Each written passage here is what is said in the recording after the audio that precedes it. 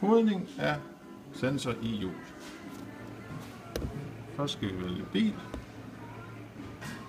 Den her er en Tesla. Og det er en Tesla S, nyeste model. Vi skal lave en ny sensor. Og generere sensor. Og det gør vi trådløs. Og placerer den over.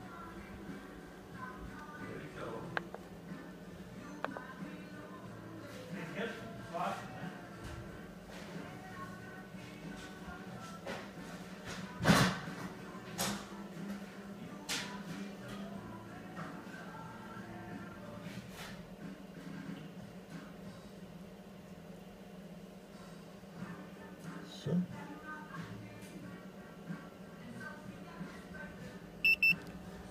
Og så er sensoren programmeret.